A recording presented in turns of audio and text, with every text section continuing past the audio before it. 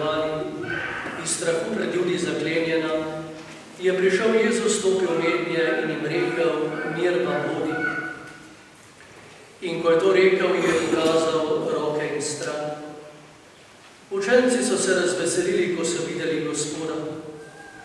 Tedaj bi Jezus znova rekel, mir vam bodi. Kakor je Oče mene poslal, tudi jaz vas pošiljam. In ko je to izrekel, je dihnil vanje in dejal, prejmite Svetega Duha. Katerim grehe odpustite, so jim odpuščeni, katerim jih zadržite, so jim zadržani. Tomaža, enega izmed 12, ki se je imenoval Dvojček, pa ni bilo med njimi, ko je prišel Jezus. Drugi učenci so mu torej pripovedovali, Gospoda smo videli. On pa jim je rekel, če ne vidim na njegovih rokah rane od žebljev in ne vtaknem prsta v rane od žebljev in ne položim roke v njegovo stran, nikakor ne bom veroval.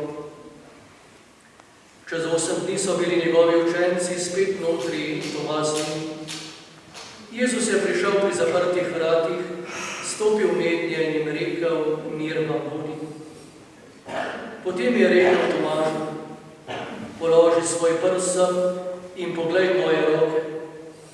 Daj svojo roko in jo položi v mojo stran in ne bodi neveren, ampak veren. Tomaž mu je odgovoril in rekel, moj Gospod in moj Bog. Jezus mu je rekel, ker si me videl, veruješ, blago tisti, ki niso videli, pa verujejo. Jezus je vpričal svojih učencev, storil še veliko drugih znamenj, ki niso zapisana v tej knjigi. Ta pa so zapisana, da bi vi verovali, da je Jezus Mesija, Božji sin, in da bi s tem, da verujete, imeli življenje v njegovem imenu. To je Kristusov evangelij.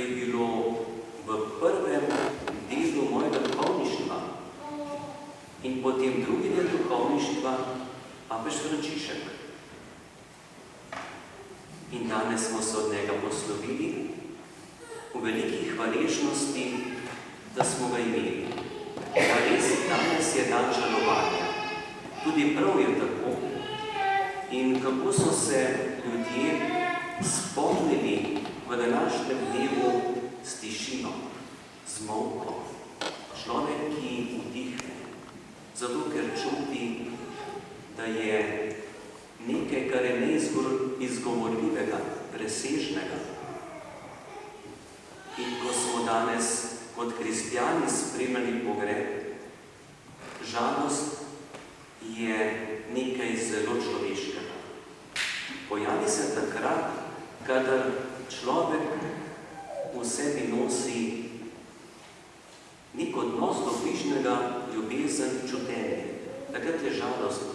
In naj bo človek še tako veren, žalost nastopi zaradi ljubezni. Ampak v tej žalosti, ki jo čutimo zaradi odnosa do pokojnega papeža, gre predvsem naš pogled naprej, tako kot je bila vstajenska pesem na začetku svete daritve. Življenje je tisto, kar ima trajnost, ker je od Boga, in smo danes lahko zelo veseli, da je papež Frančišek res vstopil v življenje. Dolg je bil veliki Peter, več kot 2 meseca v zadnjem obdobju. Te bolezni, trpljenja, z veliko nočjo pa je pri njem nastopilo življenje. Bogu hvala.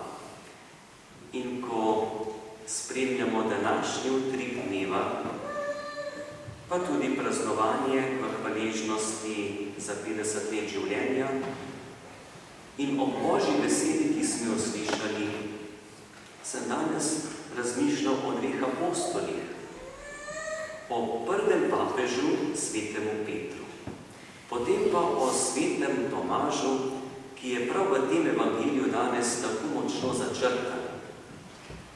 Zato o svetemu Petru, prvemu papežu, ker je prvi bil. Papež Frančišek je bil 266. Mi je pa tako v ospredje prišla beseda svetega Petra, takrat še Jezusovega učenca, ko je Jezus rekel, v Jeruzalem gremo in tam bo sin človekov izročen v roke grešnikov, ubili ga bodo. In kakšna ljubezen pri Petru, ko reče, Gospod, to se ti ne sme zgoditi. Kakšna ljubezen, kakšna drža, kakšna zaščita, to se ti ne sme zgoditi. Težke so bile besede Jezusa, ki je rekel, pa ne Petru, ampak misli, ki se odzadej, pojdi stran, tam niso strani. Potem pa imamo Tomaža. Nismo to slišali v evangeliju, ampak je prav, da to poznamo. Ta človek s kakšno gorečnostjo, ko je slišal Tomaž, da gre Jezus v Jeruzalem, da ga bodo umorili, on je pa rekel, pojdimo še mi, da umremo z njim. To je apostol Tomaž. Da ne bi samo s to besedo prihajali neverni Tomaž. To je zelo krivično opredelitev. Pojdimo še mi, da umremo z njim. Veste, ta gorečnost, morda se Tomaž ni zavedal, kakšna teža bo pri smrti Jezusa, ampak tako je rekel. In potem se je zgodilo to, kar se je zgodilo. Do smrti ustajenja.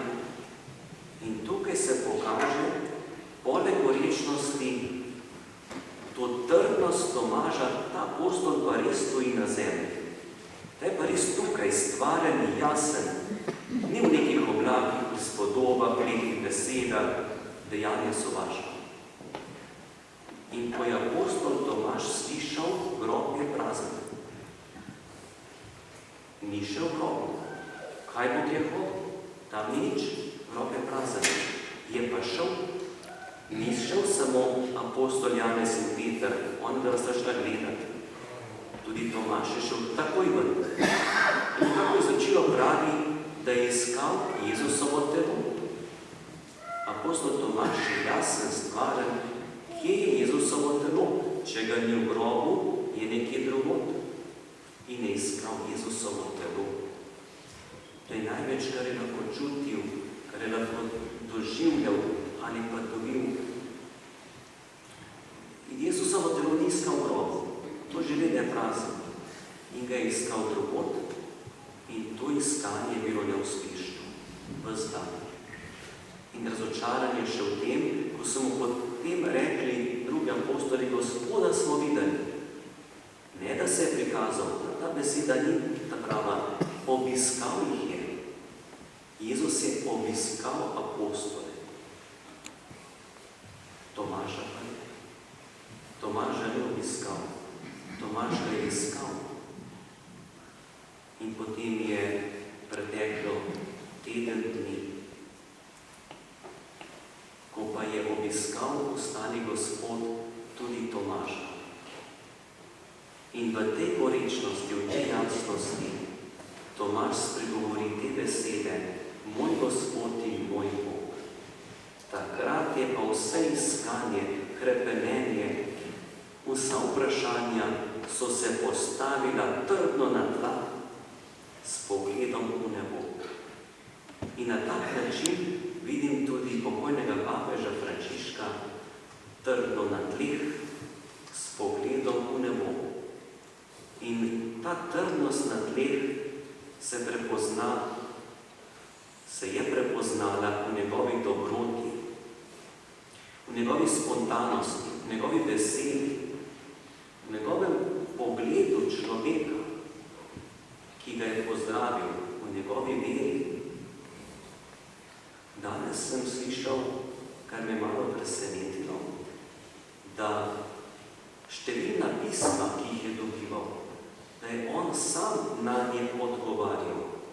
V tem času, ko imamo toliko uradov, pomočnikov, ko bi lahko drugi dajali odgovore, številna pisma je sam odgovarjal človeku, od katerega je pismo prejel. To je izredna drža v zasedenosti življenja in tudi v starosti, ki je bila že prisotna. In ko imam tako v spominu to prošnjo, na začetku, ko je pozdravil ljudi, po pozdravu dobro večer, je na koncu tudi dal besede molite za me. In ob spremljanju pogreba papeža Frančiška je bila tudi podana misel, verjetno bi se že dalo v molitvi za pokojnega papeža Frančiška izraziti tako tiho prošnjo, prosi za nas. Posreduj za nas, daj zastavi pri Gospodu eno dobro besedo, da bi zmogli svojo pot življenja v veri. Zato naj bo res današnji dan, dan hvaležnosti za življenje, za drugega, za pokojnega papeža Frančiška. In kot sem na začetku omenil, tudi ljudje, ki ne čutijo z vero, so se ustavili v tišini. Mi, ki pa v sebi nosimo dar vere, pa vemo, da v to tišino lahko položimo našo molitev. In vas povabim, da bi tudi skupaj v tem trenutku zmolili molitev za pokojnega papeža, predvsem v hvaležnosti, da smo ga imeli. Oče naš, ki si v nebesih, posvečeno bodi tvoje ime, pridi k nam tvoje kraljestvo, zgodi se tvoja volja, kakor v nebesih, tako na zemlji. Daj nam danes naš vsakdanji kruh in odpusti nam naše dolge, kakor tudi mi odpuščamo svojim dolžnikom. In ne vpelji nas v skušnjavo, temveč reši nas hudega. Zdrava Marija, milosti polna, Gospod